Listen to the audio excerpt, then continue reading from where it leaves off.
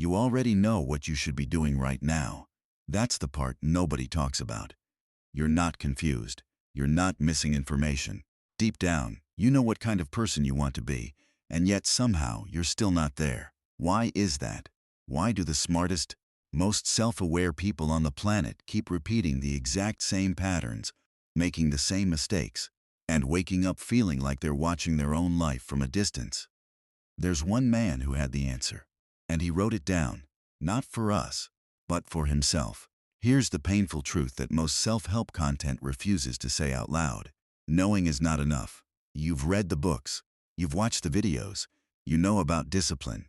You understand the importance of focus, of gratitude, of not reacting emotionally. And yet the moment someone disrespects you at work, your blood boils. The moment life gets hard, your old habits come crawling back. The moment you're alone with your thoughts, doubt wins. This isn't a knowledge problem. It's a human nature problem. And here's what makes it even harder. The people around you make it worse. They're distracted, reactive, selfish, and petty. And sometimes, you are too. And you hate yourself for it. What if I told you that the most powerful ruler in the history of the world felt the exact same way? That every single morning he woke up and had to fight himself just to get out of bed?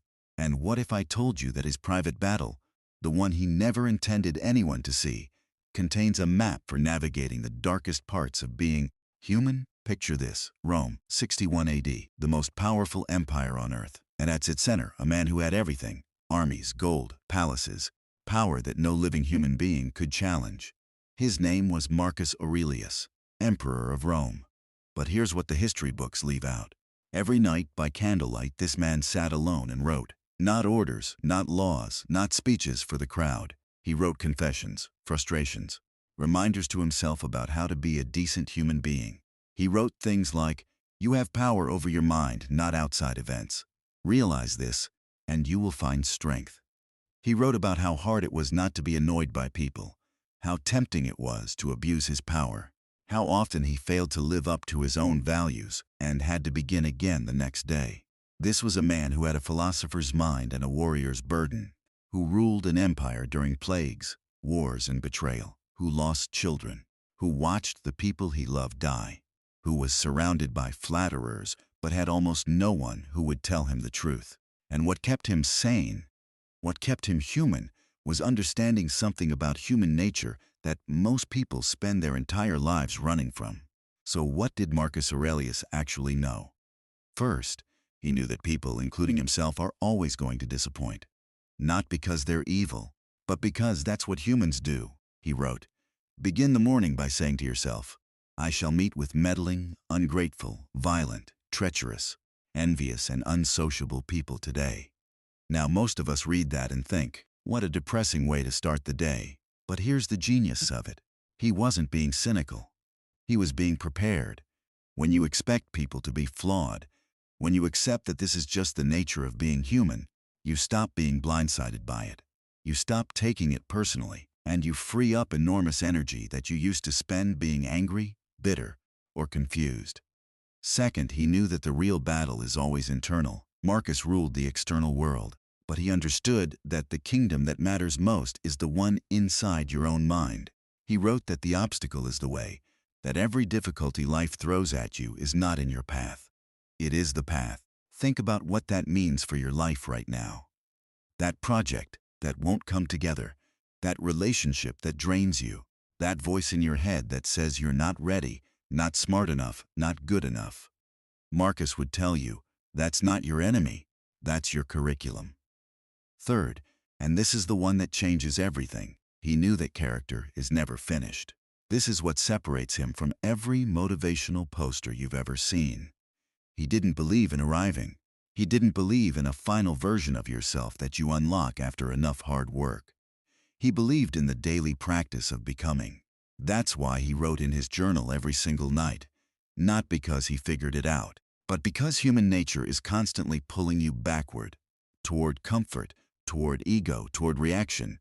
And the only answer is to consciously, deliberately choose your values again, every single day.